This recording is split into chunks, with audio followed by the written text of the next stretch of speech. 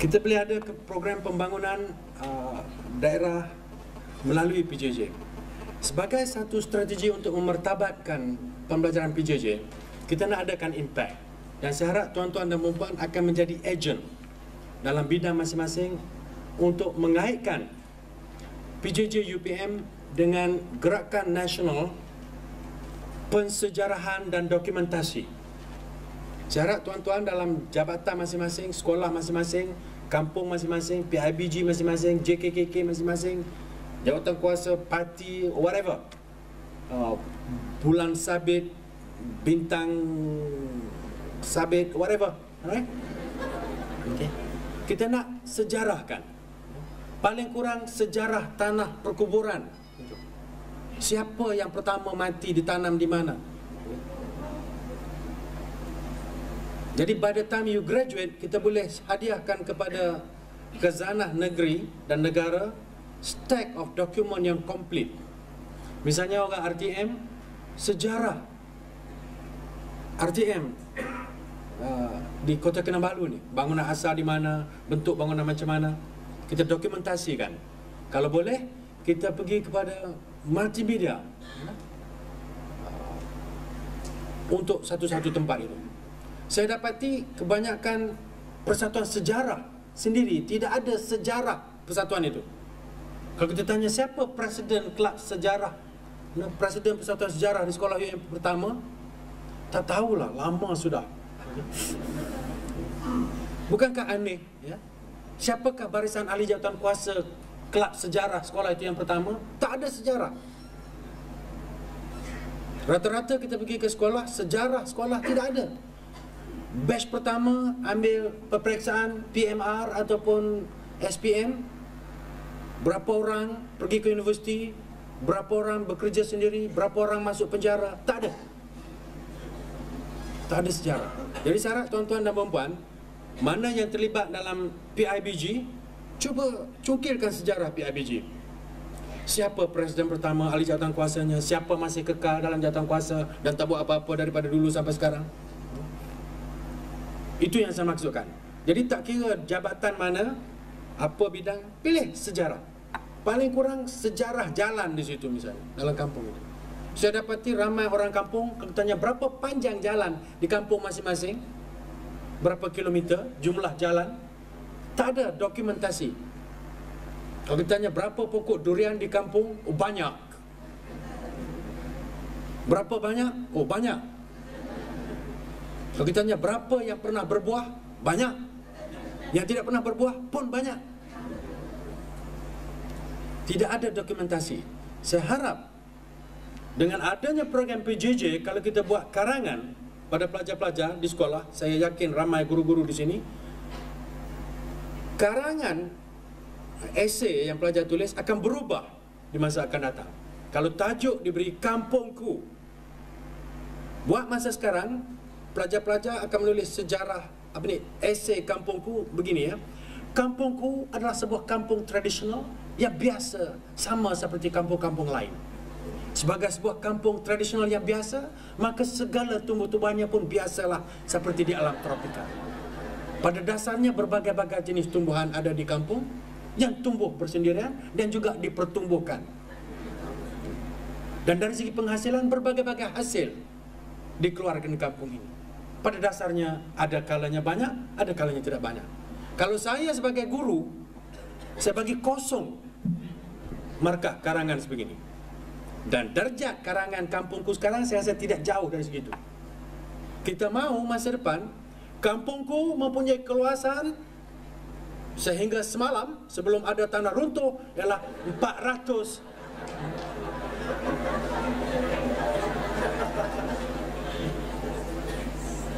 boleh cakap 400 meter persegi.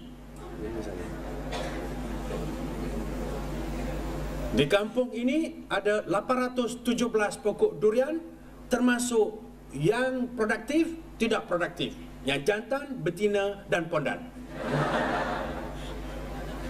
Pecahannya adalah 17 yang pondan dan sekian-sekian kata. Di kampung saya ada 8 jenis ternakan. Yang paling utama ialah ternakan cacing. Namun begitu, oleh kerana tanahnya tidak pernah digemburkan dengan pH-nya 4.5, cacing-cacing di sini kurus belaka dengan diameternya 0.02 mm.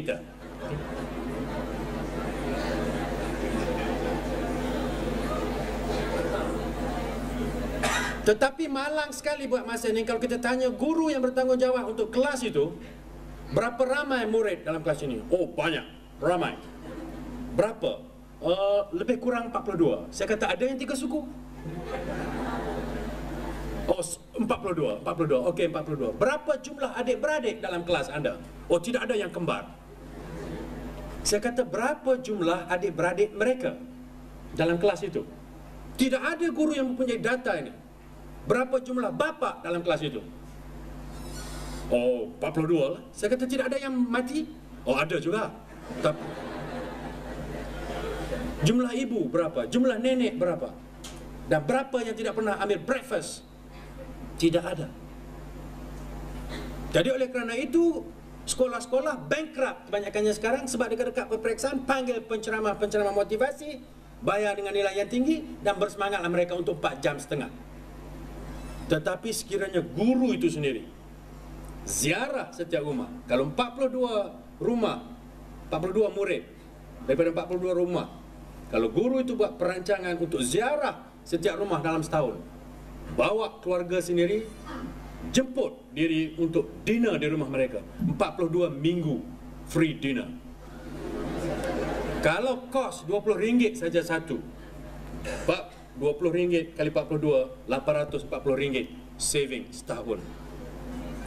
Bayangkan apakah kesannya dengan lawatan guru ke rumah ibu bapa itu. Sangat cukup untuk paling kurang 3 bulan motivated. Bukan saja murid itu, adiknya, abangnya, kakaknya, mak ayahnya dan barangkali neneknya. Sebab dia boleh sebut, ingat dulu 2 minggu sudah cikgu datang, dia kata apa? Tetapi saya tidak jumpa satu guru pun yang ada plan rumah murid-murid dalam kampung itu. Walaupun ada dalam alam dan manusia buat plan itu plan ini, tidak ada satu guru menyuruh buat plan rumah classmate kamu dalam kampung ini untuk kegunaan cikgu.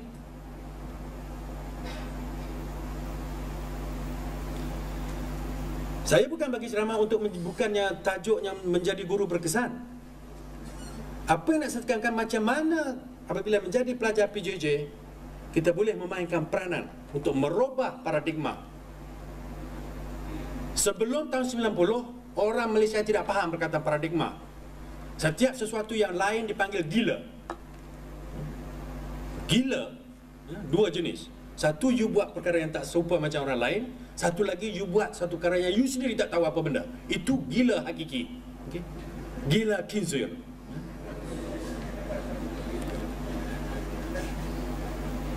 Tetapi yang dikatakan gila peranjakan paradigma bila you buat sesuatu yang boleh membawa perubahan. Itu yang saya harapkan. Jadi pada malam ini saya ingin mengajak tuan-tuan untuk meletakkan T here in order to get there. Cuba tulis ya. T here so that you can get there. Correct tak?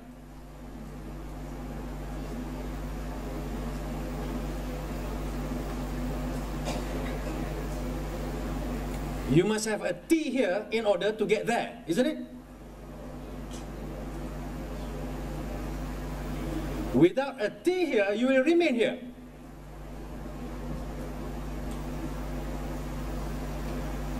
Betul? Muka nampak macam ada question mark. Cuba tulis T besar-besar, lepas tu HERE. When you have T here and now, then only you can get there. Isn't it? Where is there? Yesterday? Future. Right? Sebab dalam budaya orang Kristian dan juga dalam tradisi orang Islam dan juga agama-agama lain, berbagai-bagai bentuk, style, perbezaan sana sini sikit-sikit, pada dasarnya orang Islam khususnya mengatakan hari ini mesti lebih baik daripada semalam dan besok lebih baik daripada hari ini. today must be better than yesterday and tomorrow must be better than today. Tapi saya dapati melalui kajian-kajian di bawah pemerhatian saya dapati ramai yang berpegang kepada satu saja yang berlainan. Semalam telah berlalu, kini aku keliru, dan besok bukan urusanku. Saya dapati daripada cakap-cakap, rintihan, keluhan daripada pagi sampai malam ini yang saya dengar ialah dipengaruhi oleh sajak kabur itu.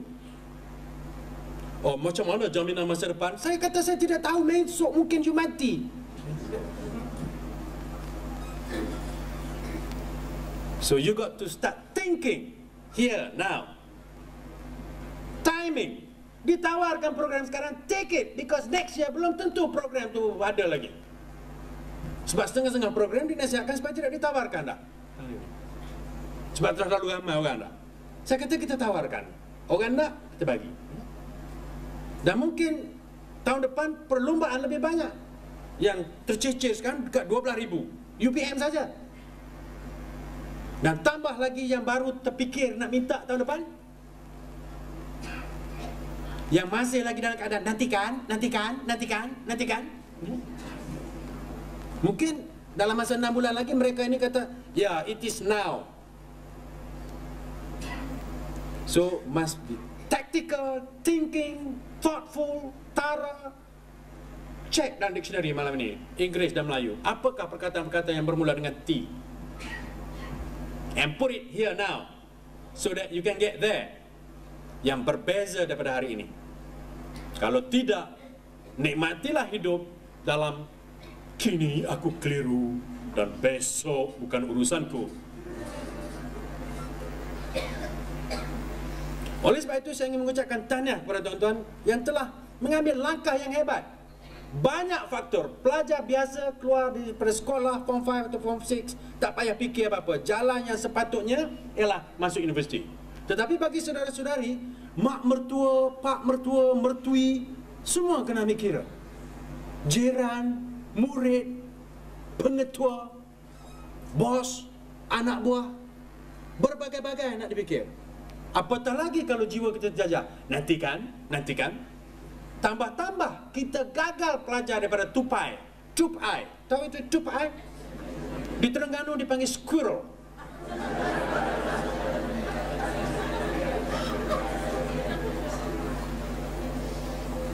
Kalau you sebut tupai, tak ada kelas. Tupai. Tugas. Tupai kelebihan dia apa? Siapa yang recognize? Pengurusi jawatan kuasa lompatan tupai?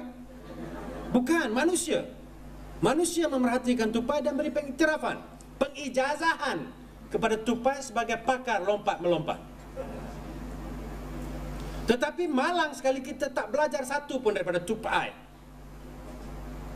Kita sebut saja, sama seperti burung tiong. Tiong, burung tiong. Tupai kalau nak melompat dari dahan-dahan ini ke dahan ini yang sama jauh, lebih kurang, dia akan naik di dahan yang paling tinggi sekali untuk menyeberang, melompat ke sebelah sini. From here to there.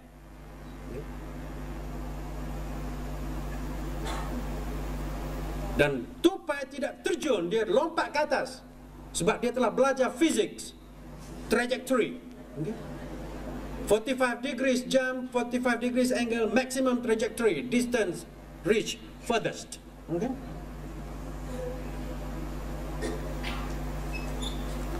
Jump higher, bukan look down. Oh, saya memang minat bahasa Melayu. Saya dah 12 tahun mengajar bahasa Melayu. Saya nak program bahasa Melayu. Ini bukan tupai. Ini manusia biasa. Sebab apa? Manusia bila saya tanya, kalau diberi pilihan nak lompat dari dahan tinggi atau dahan rendah, majoriti pilih dahan rendah. Sebab apa? Sebab mindset, perkiraan, paradigm dia lain. Tupai dia tahu dah, lompat-melompat memang ada unsur jatuh. Jatuh is a package deal. Manusia sendiri kata, sepandai-pandai tupai melompat, tak banyak sekalipun jatuh juga. Jadi tupai sudah tahu ini. Oleh sebab itu tupai tidak berfikir, tidak buang masa memikirkan. Kalau jatuh, tupai sentiasa fikir nak bagi lepas. To be successful in the future, take the risk. Jump higher, not jump down. Because if you jump down, hidung dah lah kemek. Sebab kita masih lagi membanggakan orang yang hidung tinggi 2 gradient. Belum terbuka minda, masih terjajah kita. Kalau tengok orang putih hidung 2 gradient, segala-galanya betul. Kalau sama-sama hidung kemek cakap, kita tak berapa respect.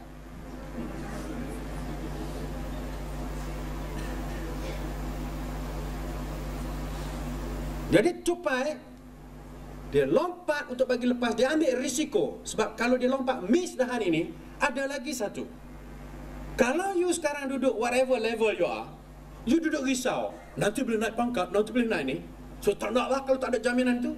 Where are you going to be? Where you are? But if you get a degree 4 years time, lepas 4 tahun pangkat tak dapat, siapa tak peduli, boleh bagi sewa ke orang untuk lapik duduk tepi pantai. Kita bagi ijazah kertas yang baik. Kalau takut tidak ada iktiraf untuk naik pangkat, bagi sewa. Pantai banyak dibuat sekarang. Mungkin masa itu tidak ada lagi mengkuang yang cukup. Now you got a piece of paper, nice. Dan UPM kita bagi plot cover macam cushion. Muda-mudi, anak-anak muda, cucu-cucu besok yang berkeliaran tak tahu arah ke mana, mungkin nak beromel tepi pantai, boleh pinjam bapak punya cover degree.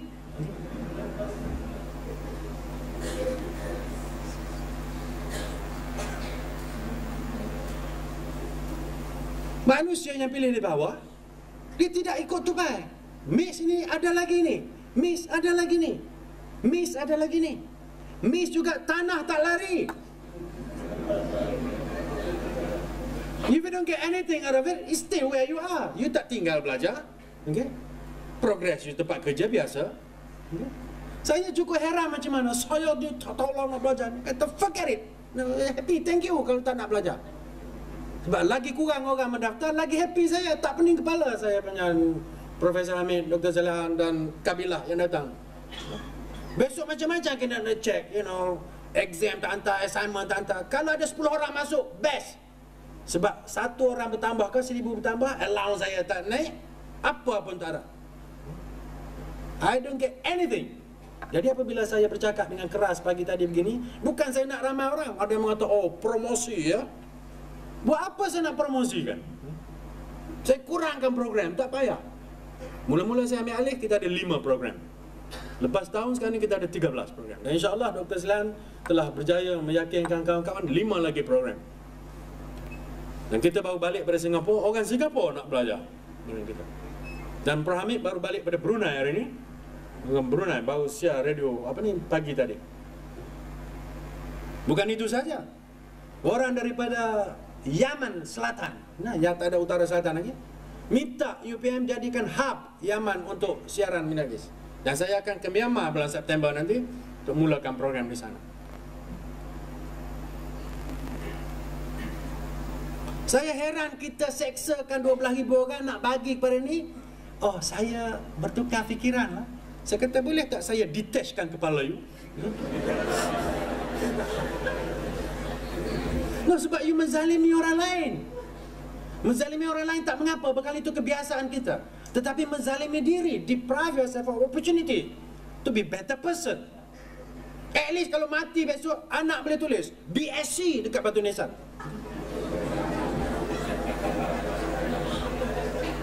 That is exactly what my classmate, masa saya buat bachelor's degree di Florida, University of Florida, tahun 73, classmate saya seorang orang putih, umur 58 tahun.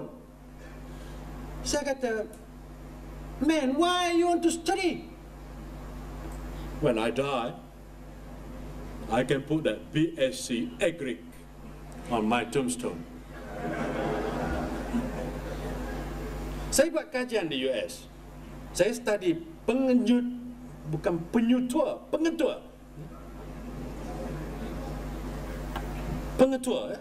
Pengetua sekolah rendah, sekolah menengah dan sekolah atas dalam PhD saya. Semua mereka adalah telah habis prelim exam PhD paling kurang. One third telah habis prelim exam PhD, yang lain telah ada PhD. Jadi guru besar sekolah rendah, sekolah menengah, ini mereka yang berjaya. You can read my dissertation, you can understand what they say. Policy leadership. Dan berdasarkan policy leadership itulah saya bagi lecture kepada jusa grup negara kita, termasuk setengah ketua-ketua pengarah penyiaran apa ni pun ada, okay? Dua lah yang saya ingat, dan pengarah pendidikan apa ni, ketua-ketua apa ni, pengarah-pengarah pendidikan negeri pun ada datang, dua bahagian berceritakan tentang manusia yang telah ada ilmu yang tinggi ni boleh merubah sekolahnya dengan keberanian yang lain. Jadi kalau saudara-saudari guru khususnya memikirkan Digi3 saja, nothing to me Digi3. You should think about preparing yourself, dapat bachelor degree, buat masters, buat PhD, jadi Deacon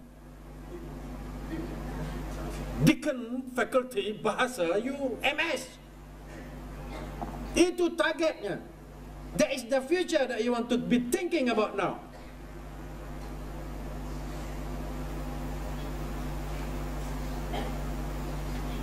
Saya nak jadi pengarah EPRD. Saya nak jadi pengarah bahagian testing and evaluation. Bukan saya katakan you tidak perlu fikirkan untuk naik pangkat dan naik gaji. Adalah bodoh sesiapa saja yang tidak memikirkan untuk kemajuan diri. Tetapi jangan digabungkan dua perkara ni, di antara menuntut ilmu dengan naik pangkat. Sebab itu logik yang salah. Wrong correlation, wrong causal structure. Ini yang saya nak tegaskan. Bukakan minda kita. 40 tahun sudah merdeka. Jangan kita dijajah untuk melihat. Saya ingat lagi semasa tahun 59 saya darjah 6. Ya? Darjah 6 tahun 59. 58 saya darjah 4. Skip darjah 5. 2 tahun selepas merdeka. Ayah saya ketua kampung. Daripada 137 darjah 6 ambil peperiksaan federal exam, termasuklah ujian cacing tu kan, intelligence test, apa ni dipanggil tu, cacing ini, cacing mana yang demam, okay? IQ test.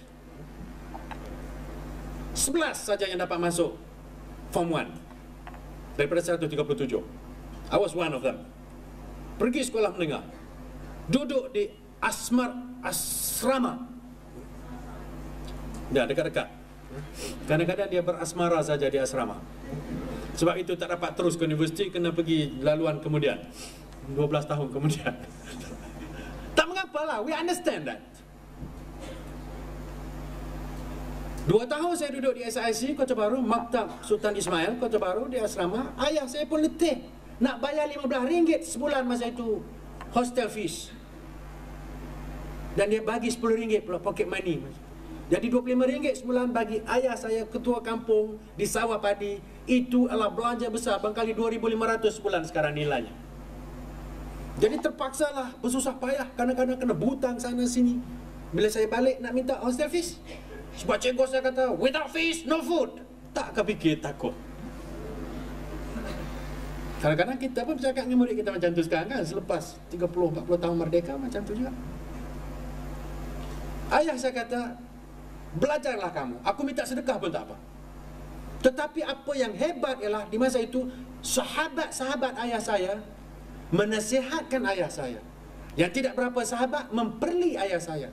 Yang musuh mengutuk ayah saya. Bodoh untuk mengelus main.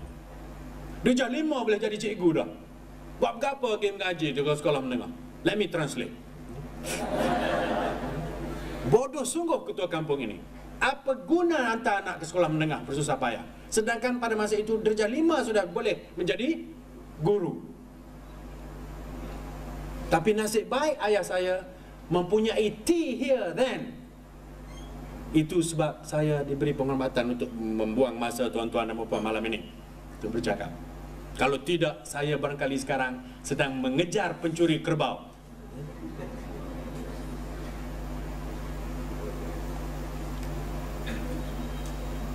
Jadi begitu juga barangkali ada di antara tuan-tuan dan puan yang sahabat mengatakan, what for? You already old. Nak pergi ke mana?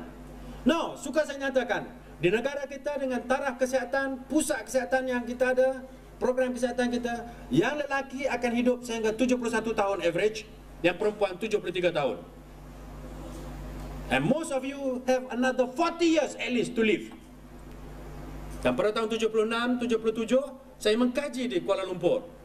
Secara accident saya membuat kajian ini. Saya berbual di kedai kopi dengan segelintir manusia berbagai kaum. Saya dapati perbualan mereka menarik. Langsung saya jadikan program bulanan. Rupa-rupanya mereka ini orang-orang pencen menunggu cek. Dan dalam masa 2 tahun itu, perbualan mereka berkisar pada satu tema saja. Agak-agaknya apakah tema perbualan mereka?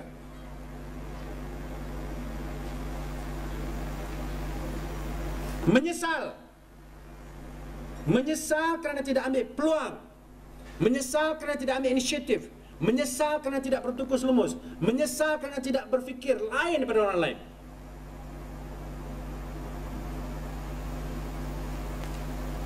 Saya tidak tahu berapa ruang untuk you menyesal besok. Sekarang berkali you ada sesalan-sesalan dulu. Kawan tu berkenan kat you pergi tackle yang lain. Yang you tackle itu berjaya tapi tak tahan lama. Menyesal kan? Sesalan-sesalan begitu tidak mengapa, tetapi sesalan setelah pencen. Ada 40 rumah patut boleh ziarah, tak pernah ziarah. Menyesal besar nanti.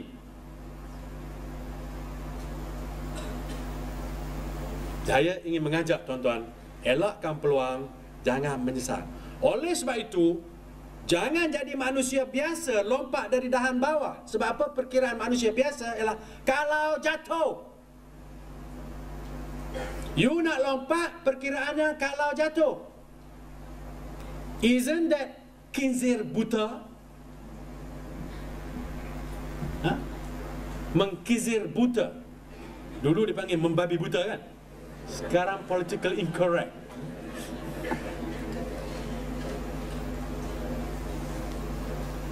Jadi saya ingin mengajak, ubah, sekurang-kurangnya belajar daripada cupai. Go for it. Untuk berjaya dalam program PJJ, pertama sekali kita perlu ubah satu perkara lagi. Di negara kita, saya fikir malang kerana apa yang kita ketengahkan dalam sistem hidup dan pendidikan kita ialah perkataan disiplin. Saya dapati ramai orang tidak faham perkataan disiplin. Dan juga manusia tak berapa suka perkataan disiplin. Dan juga saya rasa tidak mantap konsep disiplin. Perkataan yang lebih wajar ialah adab. Sebab apabila orang sebut pada kita biadab, you rasa macam mana? Marah, geram. Dan juga you rasa aib, right? Tapi kalau kata you tak ada disiplin lah, so what? Tapi kalau kata anak orang tu biadab lah, satu keluarga frust. Tapi kalau kata pakcik tu tak ada disiplin, what do you mean? Sebab kita lebih faham dan lebih menyelami konsep adab. Jadi untuk berjaya dalam PJJ ataupun apa saja, kita mesti tekankan konsep adab ini.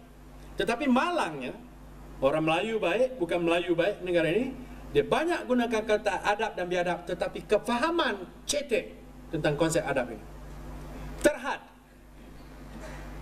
Kalaulah orang tu muntah masa makan, kita rasa dia biadab. Tengah-tengah orang duk makan, dia colek gigi. Kita tahu itu biadab. Tak? Kalau mak mertua baring di ruang tamu, dia langkah kepala, itu dianggap biadab. Kenapa tak boleh langkah kepala mertua masa dia baring?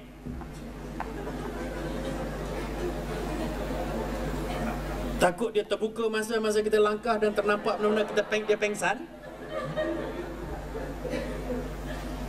Bahkan kalau dia berdengkur sekalipun, kita membongkokkan badan guna aerodynamic approach, belah angin supaya tak tergugat.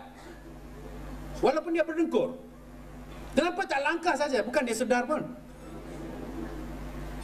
Artinya, perbuatan beradab ialah kita tahu apa nak buat, bila nak buat, macam mana nak buat, apa standardnya, dan tak kira bila masa orang nampak ke tak nampak, kita maintain that standard.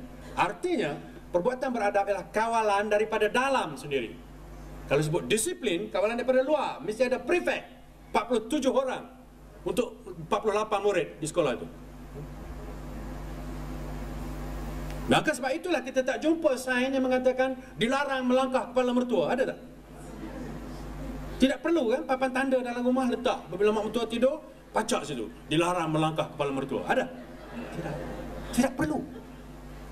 Tidak perlu dilantik ketua kepada cucu-cucu ini untuk jadi pengawas supaya tidak langkah kepala mertua. Itu dia adab. Jadi untuk berjaya dalam PJJ, saya ingin rekomenkan 4 adab. Di samping adab-adab lain yang telah dinyatakan dalam berbagai agama, budaya kita, 4 yang saya perlu tekankan. Pertama sekali ialah adab dari segi masa. Bagi orang Islam, wal ansri innal insana lafi khusr. Demi masa, akan kerugian orang yang tidak peduli tentang masa. Masa hantar assignment, dan Dr. Salihan, Prof. Hamid akan terangkan lagi. Dan juga ketua-ketua program pensyarah-pensyarah. You perlu beradab dari segi hantar assignment. Dan juga benda lain. Jadi kalau lewat, you sendiri patut rasa aib. Biadab. Jangan merayu, minta maaf lah sebabnya kan. You dah hilang maruah. Tapi malang bagi orang Islam yang ada dalam Quran surah Wal Asri, dan umumnya orang Melayu beragama Islam, sekurang-kurangnya di Semenanjung bila sebut Melayu, Islam kan, malang sekali dapat ludahan berkahak atas bangsa itu. Disebut time Melayu, janji Melayu. What does it mean? Tak tepat, lambat. Kalau tak tepat awal tak apa juga, tak tepat lambat. Dan sikit pun tak rasa aib. Oh, tanya pasal apa lewat? Sebabnya kan? Tak ada sebab lagi, hilang maruah. Sepatutnya. Ini tak ada kalau orang tegur, kenapa lewat? Alah lewat sekejap je, tak boleh ke? Ini biadab. Apa saja yang tidak sepatutnya, biadab. Jadi kita bagi adab dari segi masa ni.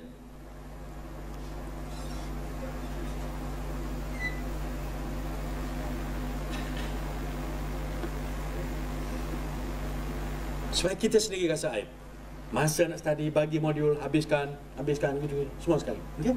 Tapi malang sekali lah sebab 2-3 program baru, ya, kita baru buat, setengah modul panas dalam percetakan lagi, kelang kabut tak sampai. Okay? Sebab kita nak offer juga semester ni, kalau tidak, semester depan matematik sama sekali. Okay? Jadi sebab matematik punya schedule ni, dia upset habis. Kita punya bagi kontrak pada 5 company. Dari segi saya itu sudah biadab lah. Biadab. Jadi saya minta maaf lah. Kita biadab kerana tak dapat bagi. Dan malam ni saya ingat pukul 12.30 15 kotak modul akan sampai. Dengan pegawai sekali kita hantar mari untuk pastikan datang. Saya tak tahu sampai ke tidak. One of our lecturer kat sana, saya kata you datang sendiri dengan modul sekali 12:30 tonight. Saya harap Cik Yazak dah pergi untuk jemput modul. To make sure that you get it. Adab yang kedua ialah mendengar.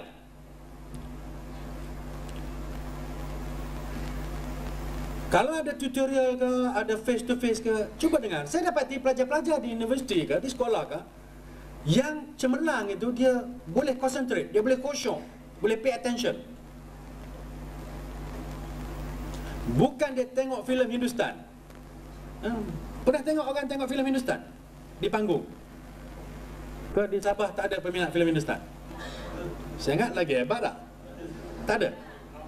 Ramai kan? Pernah? Cuba sekali kalau ini, cuba tengok kalau ada filem Hindustan, pergi masuk panggung. Tak, jangan tengok wayang, tengok penonton wayang masa filem Hindustan. Dia boleh bersembang sama sendiri. Tengok tu heroin keluar celah-celah. Tak lama lagi kan? Aku nanti tak kata saya tengok. Tak lama hero nanti keluar keliling-keliling pokok, lepas tu dia golek-golek. Lepas tu jumpa kat bawah. Okey. Bukan main bising dia cerita ke orang sebelah. Kadang-kadang saya heran, adakah orang sebelah buta?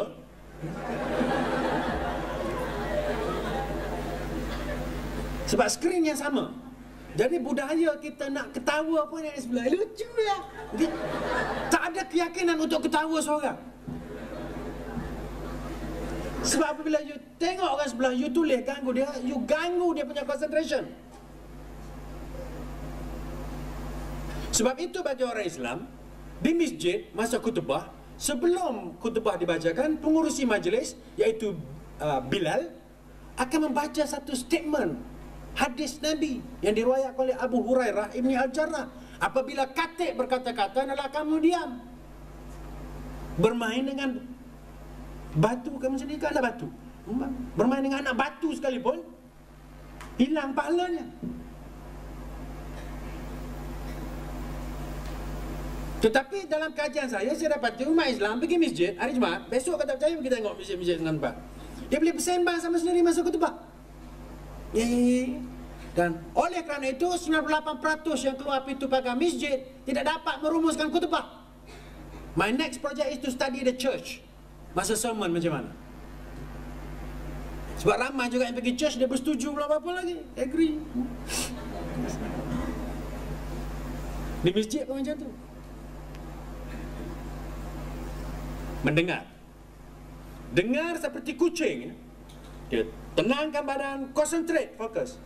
Dan ini saya tengok pelajar-pelajar Cina di universiti negara ini berjaya kerana saya dapati Cina dia lebih mendengar. Mengkali mata dia tak apa-apa nampak, jadi dia kena dengar betul-betul. Mata kecil. Dia tak berapa teras mata dia, jadi dia gunakan telinga dia. Macam orang buta kan, dia punya pendengaran baik kan. Sebab tu mengkali lebih ramai Cina dapat first class honors. Dia concentrate. Yang ketiga ialah positioning, penempatan diri. Saya tengok barisan depan ni ada 3 kosong. Di sini ada 3 kerusi kosong. Di sana ada barangkali 12 kerusi kosong.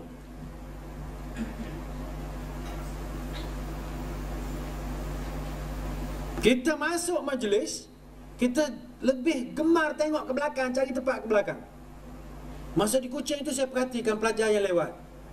Dan juga di Kota Kinabalu saya perhatikan pelajar yang lewat. Dia masuk pintu tengah, dia pusing kanan ataupun pusing kiri. Kalau pusing kanan pergi ke belakang, pusing kiri pergi ke depan. 9 out of 9. Cari di belakang dulu. Dan ini juga berkait rapat dengan kajian saya di universiti dan kelas-kelas. Pelajar-pelajar Cina saya dapati dalam universiti, dalam kelas saya khususnya, dia duduk kat tengah macam ni, dalam bentuk V. Tengah-tengah. Yang lain-lain tu, India, Melayu, Bumi Putera lain, dia tepi-tepi dinding belakang. Dan ini saya perhatikan sebab 20 tahun lebih saya memperhati. Cina sentiasa sini. Sebab apa? Apabila you duduk kat sini, you nak cuik sana cuik sini pun tak berani sebab lecturer nampak. And then you tak miss perkataan sebab kalau you tak dengar suara, you boleh baca lip dia. And then kalau dia bagi expression tangan ke apa, you boleh nampak. Tapi kalau duduk balik tiang sana, balik tiang sini, tepi sana, kejap-kejap nak intan cicak, kejap-kejap nak intan ni. Jadi sebab itulah kalau kita tengok senarai first class honours semua universiti lebih ramai Cina daripada kaum-kaum lain.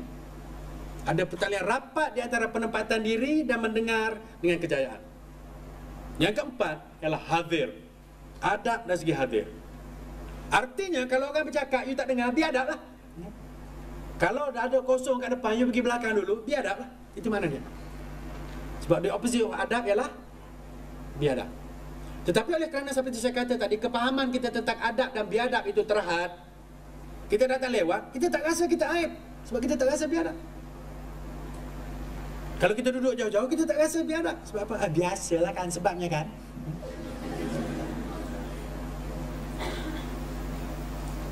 Hadir. To be present. Your presence. Kehadiran. Hadir. Dalam majlis mana-mana. Hadir dengan jiwa dan raga. Iaitu the soul and the basket. Must be together.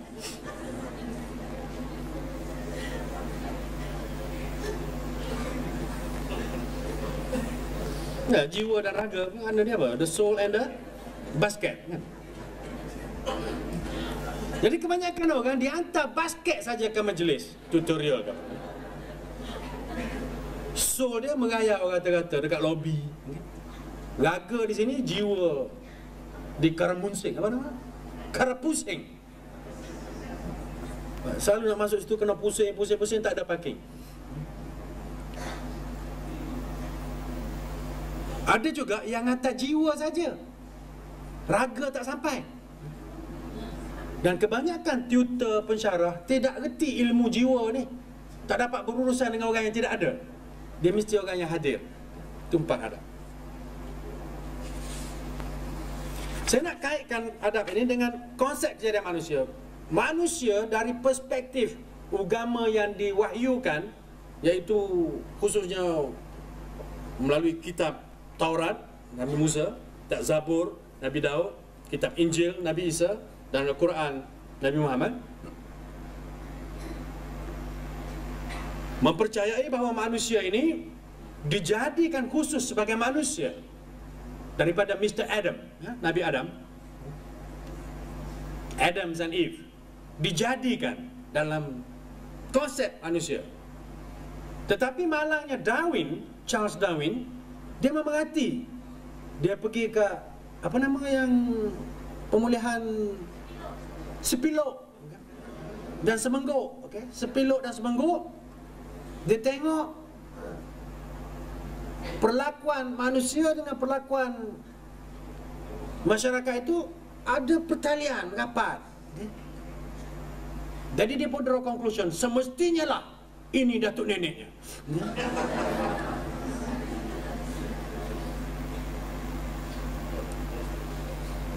Saya tidak fikir begitu. Saya rasa manusia dijadikan khusus. Yang paling mulia sebagai khalifah di muka bumi. Khalifah adalah pemimpin, pentadbir, pewaris, pemegang amanah, pengurus, penjaga, ketua, chief, bos di muka bumi ini, untuk membawa keadilan, kesejahteraan, kemakmuran. Itu untuk memastikan segala-galanya dalam keadaan beradab. Kalau pokok itu patut hijau daunnya, kalau dia kuning itu pokok biadab. Kalau durian itu patut berbuah, bertahun-tahun tak keluar buah, itu pokok durian biadab. Mengkali dijaga oleh tuan kebun yang biadab. Tidak membaca.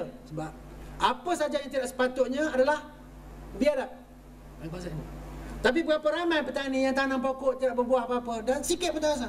Dia marah pula. Tidak ada rezeki. Dia tidak kata tidak ada adab saya menanam, tak keluar hasil.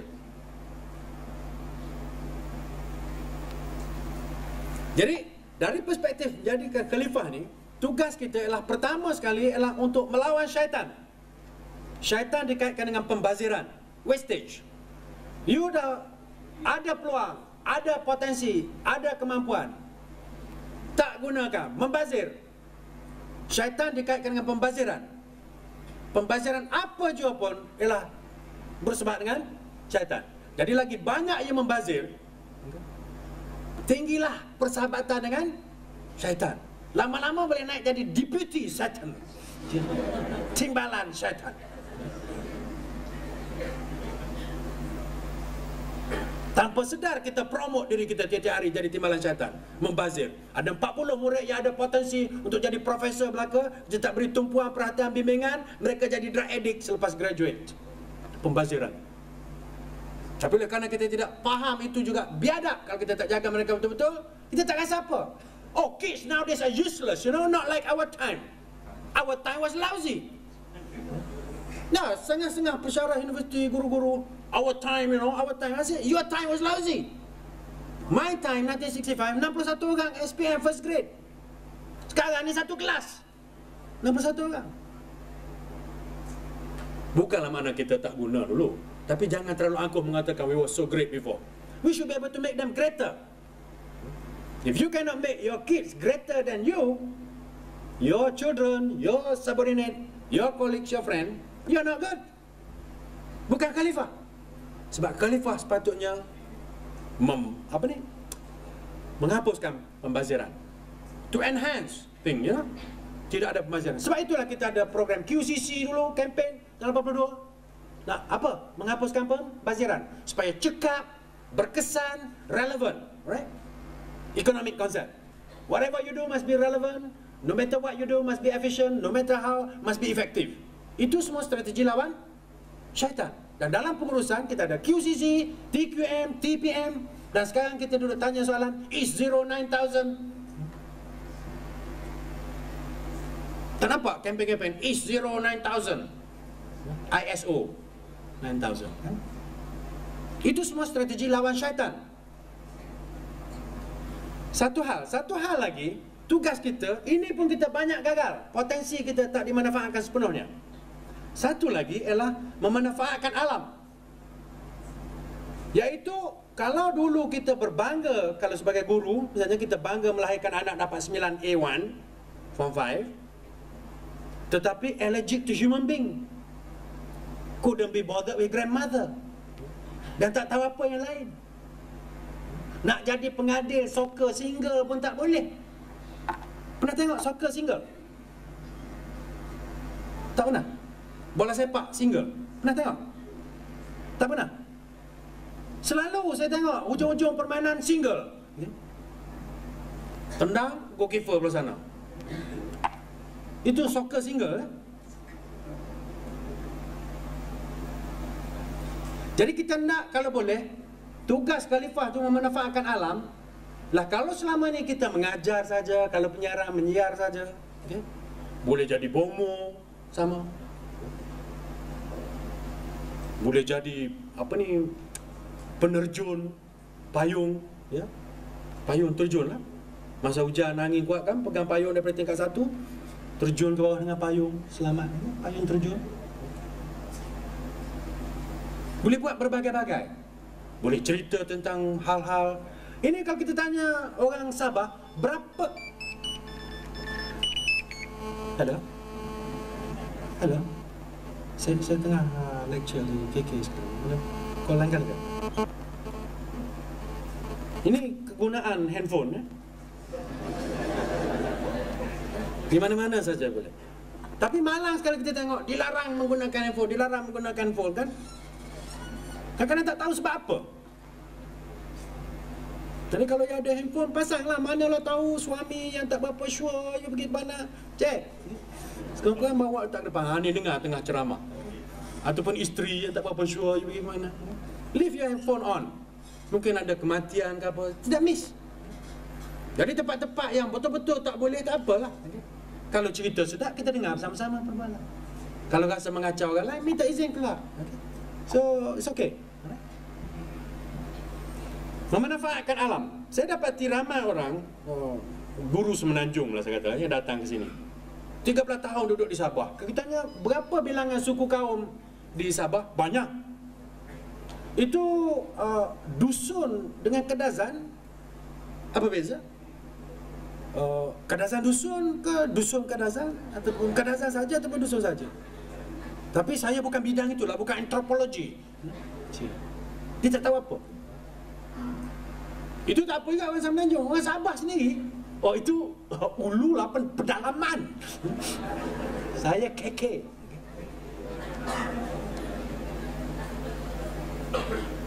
Kita nak hapuskan kejahalan ini. Jadi oleh kerana itu peranan manusia, bukan saja menghapus pembaziran tetapi memanfaatkan alam. Dalam hal ini ayah saya meninggalkan satu konsep tahun 68 ya. Dia bagi kenyataan ini pada saya. Dia kata awallah, nama glamour saya di kampung awallah. Dia kan Jepun macam-macam kan nama. Dia kata dalam hidup ni, mu jangan jadi bodoh. In life you cannot be stupid.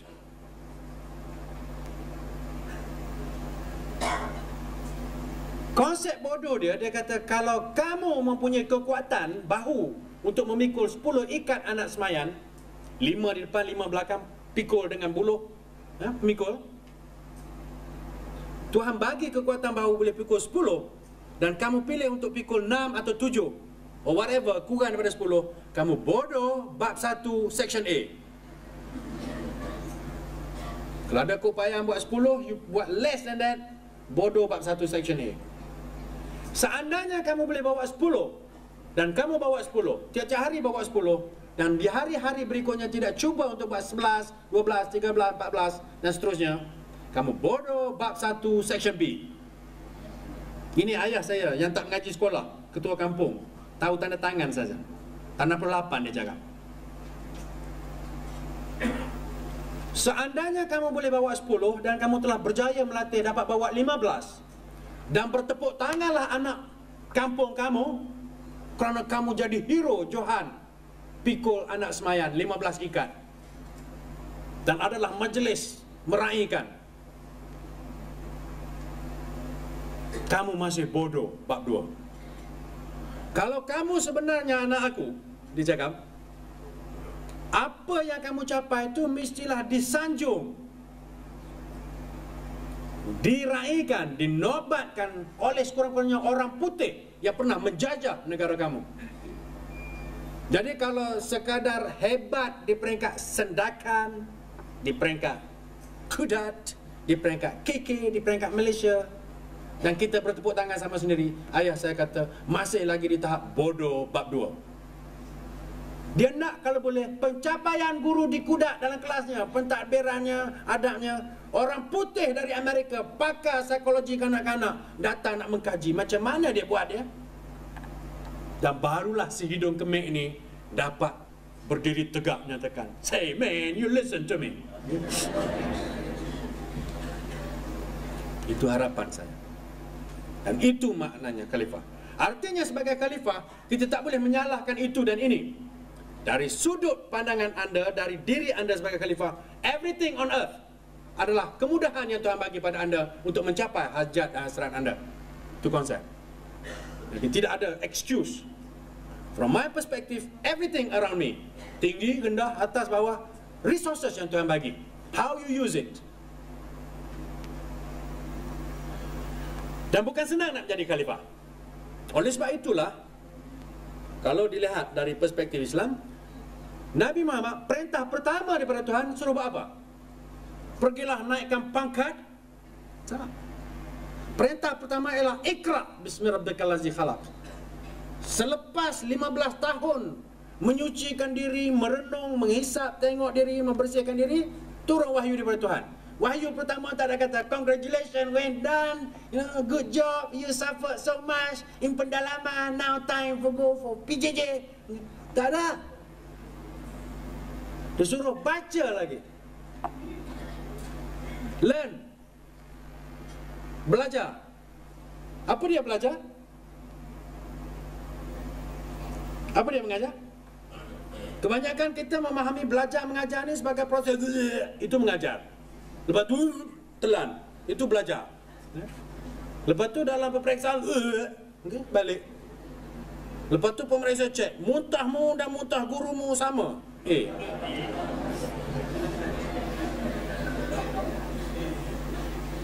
Belajar artinya berubah. Mengajar artinya mengubah. Ada yang kata, saya tak minat lah komunikasi. Asyik, you berapa kali dah ambil program komunikasi? Belum lagi lah sebabnya kan. Saya heran setengah-setengah orang ni, kenapa dibiarkan berkeliaran jalan. Kepada saya orang-orang macam ni patut berada di tempat khas. Dinamakan, kalau di Sarawak, di Kuching, di Batu Tujuh. How can you say, saya tak minat lah. Sebab you pernah buat ke?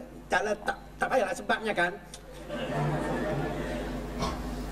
Di KK ni di mana tempat-tempat orang macam tu? Dia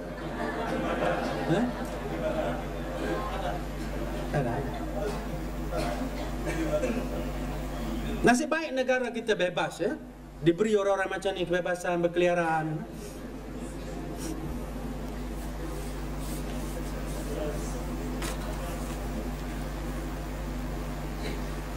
Baca, Iqra, belajar, kaji, teliti,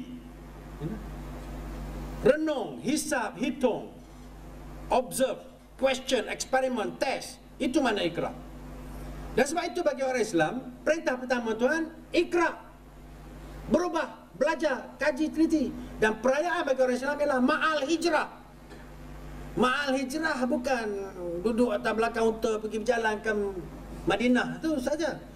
Berubah. Satu kaum yang dituntut merayakan perubahan. Ini konsep ya. Dan saya rasa that's very interesting. Celebrate change. Tapi itulah sebabnya kan 12 tahun lah mengajar bahasa Inggeris kan. Jadi sekarang ni kena buat BA sastra. Susah lah kan sebab dia sastra. Saya tak berapa geram sangat pagi tadi. Itu pun saya tanya dia, orang apa? Mana surah mengatakan begini-gini? Tadi saya cakap, dalam Bible ada ke tidak? Baptist misalnya kata, menekankan setiap orang kena belajar. Sebab itu ada printing machine selepas Martin Luther di Europe, untuk memastikan setiap rakyat umum dapat membaca Bible.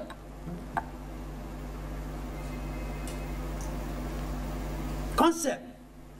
Sebab itu saya kata malang sekali, lepas bertahun-tahun merdeka, kita nak belajar dengan syarat. Ini duka cita. Cucu kita besok akan mengkaji sejarah, that will spit on our tombstone. Bukan dia pergi untuk mendoakan kita, dia pergi cari batu nisan kita, barangkali dia akan meludah. Kenapa datuk nenek aku dulu jahil benar?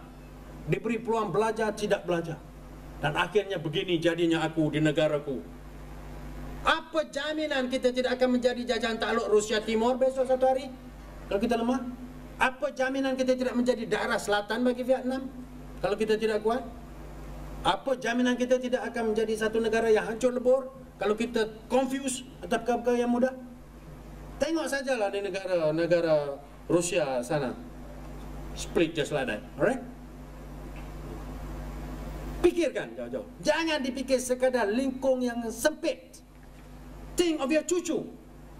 Saya mengkaji orang Yahudi di Amerika. Punca kekuatan Yahudi, dia tidak bercakap besok atau lusa. Dia selalu cakap, cucu nan besok macam mana? Kita berbangga, datuk air dulu kan? Datuk air dulu kan? Tanya kubur dia kat mana? Tak pastilah kan? Ini renungkan. Saya mengajak tuan-tuan renungkan ini. Baik. Untuk berjaya di negara ni, untuk belajar ni, kita perlu beberapa perkara. Konsep belajar adalah supaya pasti, betul, benar, jelas, tepat, sahih dan hak segala tindak tanduk kita. Dan untuk berjaya, kita perlu ada ambil kisah, ambil berat sama sendiri. Tanya khabar, tegur-menegur. Orang Islam dia bagi salam, iaitu menyibuk untuk mengetahui nasib orang lain. Jangan besok jadi pelajar PJJ buat macam dulu, takut nak berkongsi ilmu, takut orang lain dapat nombor 1. Dalam PJJ kita tak ada kisah nombor 1 ke apa. You dapat 3.75, kalau semua 3.75, semua first class honours. Ni budaya di sekolah ni pun kita takut nak bagi information kepada orang lain kan. Tak berani, takut dia dapat nombor 1 nanti kan. Tak dapat buku kan. Kadang-kadang dia bagi kulit buku. Ini kita kena ubah. Jadi kena bekerjasama. Telefon kawan, tanya, how are you doing? Macam mana assignment? Boleh buat ke tidak? Tutor macam mana? Contact each other. Jangan bersendiri-sendiri lagi. Lagu siapa tu? Dan juga satu lagi konsep ialah konsep ambil ingat mengingat. Bahawa orang Islam dia guna konsep azan, azan dan iqamah. Tu yang konsep azan tu yang dalam TV dia panggil marilah sembahyang, marilah menuju kejayaan kan. Itu azan. Jadi konsep ini universally ialah konsep ajak, marilah. Jangan banyak suruh. Ibu bapa banyak membuang duit sekarang pergi cruise ke ibu bapa kerana konsep asas ialah tidak ada budaya mengajak di rumah. Tak ada kata marilah, tak ada. Pergi baca buku besok periksa. Mak dengan ayah terkangkang bertukar-tukar kejahilan depan TV. Jadi konsep ajak. Satu lagi penting dalam konsep azan ialah orang yang mengajak itu ready. Selalunya bila yang azan itu dia telah wuduk dan dia ajak dari tepi mimbar masjid, bukan dari tepi tandas masjid. Orang mengajak tu ready. Maknanya sebagai pelajar PJJ, you nak ajak orang lain untuk menyiapkan assignment, you dulu pernah buat assignment. Dan orang yang mengajak itu ialah diajak dengan baik. Alunan suaranya merdu, nicely, pujuk rayu, dan juga consistently ajak. Satu lagi ialah konsep jemaah. Untuk berjaya kita perlu berjemaah. Orang Jepun, orang Korea pernah saya tanya satu masa, how do you compare the Japanese and the Korean? Ni saya tanya Profesor Korea tahun 82. Dia kata one Japan, one Korean, same. But 30 Japan is stronger than 30 Korean. Therefore Japan Korea no same. Satu Jepun, satu Korea sama kuat. Tapi 30 Jepun lebih kuat daripada 30 orang Korea. Saya tanya, apa dalilnya? What is the evidence? Any proof? Well, if Japan, Korea, same, how come we became colony of Japan? Kalau Jepun dengan Korea sama 30 sama kuat, macam mana kita ditakluk oleh Jepun? Ini konsep orang Islam, konsep jemaah. You buat satu perkara seorang, semayang seorang, pahala dia satu nilai. Kalau you berjemaah 2 and more, 27 kali kebaikan. Dapat multiple bonus for doing the same thing. Synergy.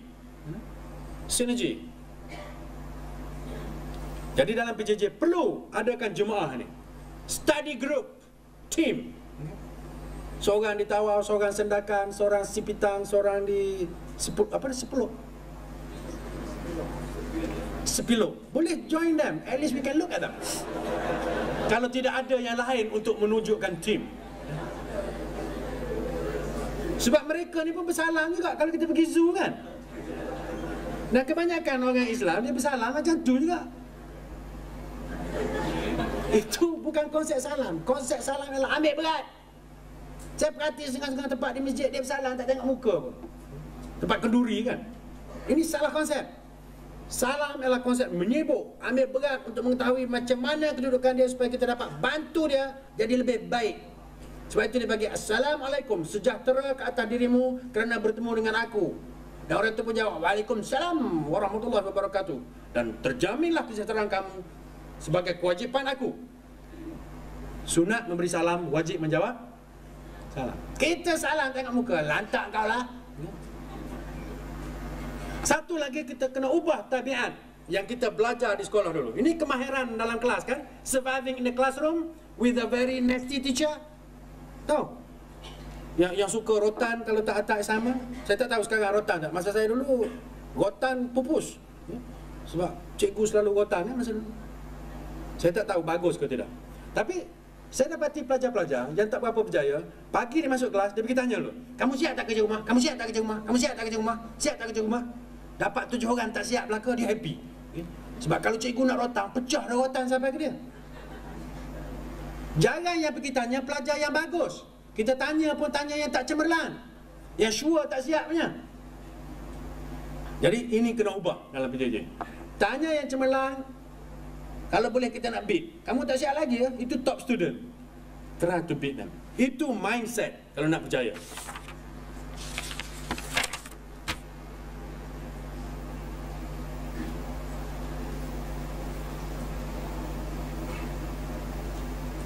Last kali.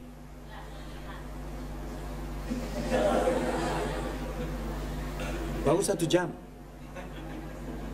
Saya lecture 8 hari 8 malam pada orang seorang di hotel-hotel. Start pukul 8 pagi sampai pukul 2 pagi, non-stop. Itu pegawai-pegawai kerajaan, penyelia-penyelia kemas, pegawai-pegawai barisan hadapan. Saya bukan nak retain you sampai pukul 2 pagi. Sebab saya tak tahu bila lagi dapat jumpa dalam majlis macam ni dengan you all. Kena ambil kesempatan ni menyambut bulan Jun ya. Akhir sekali, saya ingin menyatakan ni. You tidak akan berjaya dalam apa program pun, belajar baik, kerja baik, kalau you tak dapat support daripada family. Sebab itu tadi saya nampak ada 2-3 orang, you buat apa sini? Saya suami menghantar isteri. Saya kata naik sekali bawa anak-anak sekali. It's got to be family oriented activity. Dan insya-Allah kalau ada gerakan persatuan mahasiswa PJJ sini, kita adakan hari keluarga sana sini, extended family, bawa nenek, pertandingan nenek cute. Okay?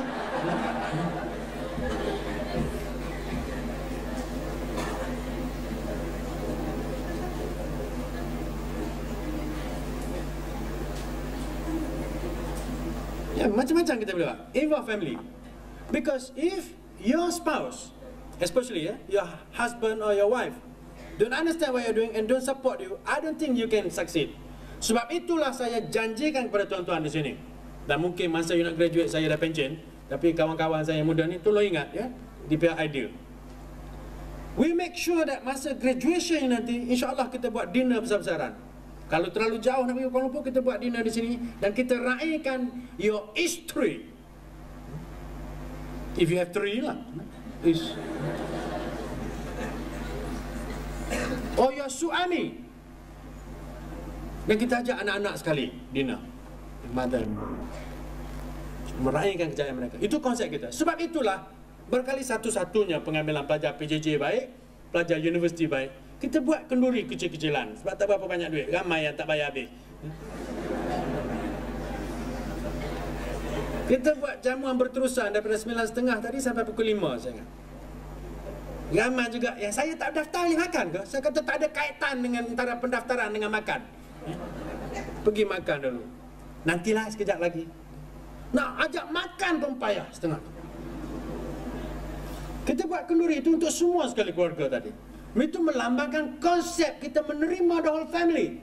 We want to see your success. Dan itulah secara kecil-kecilan yang kita mampu setakat ni. InsyaAllah masa depan kali kita lebih baik lagi. Tapi symbolically we want to show you that we are here to welcome all your family, to support you. Dan inilah hari yang paling bahagia untuk you. Saya dapati setengah-setengah universiti pendaftaran gitu gini, berkeliaran makan nasi buku tepi longkang. Saya kata tidak ada darjat. Kita sediakan makanan. Bukan kita mengandalkan you tak ada duit, tak mampu nak makan. No, symbolically we want to do that. Kita nak buat kat dalam, tapi semua bilik nak pakai belaka. Kalau boleh saya nak buat dalam ni aircon. Tapi saya kata okeylah, setengah tu nak bawa anak-anak berlari kat situ ke apa ke. Never mind, you do that. Itu sebenarnya. Saya terangkan ini bukan apa. Sebab mungkin itu you thought that this means nothing. But to us it is very important symbolically. We support you so that you don't give excuse. Tak boleh lah sebabnya kan lapar lah kan nak berdaftar. Tak boleh. Jadi saya harap jangan lagi ada budaya nantikan, sebabnya kan. Terlalu banyak saya dengar pagi ni start ayat ialah sebabnya kan. Saya cek hadis, ayat-ayat dalam Bible, ayat Quran, tak ada satu sabda Rasulullah maksudnya sebabnya kan, kira macam unta tu kan. Yalah maklum sajalah kan, belakang dia flat pun tidak kan. Saya tak tahu mana datang bentuk nahu yang bermula ayat dengan perkataan sebabnya kan. Jadi besok siapa yang berjumpa saya, tolong cek sikit lidah, jangan keluar sebabnya kan dulu. Okey? Okey, sekianlah saja, salah silap mohon ampun dan maaf. Terima kasih kepada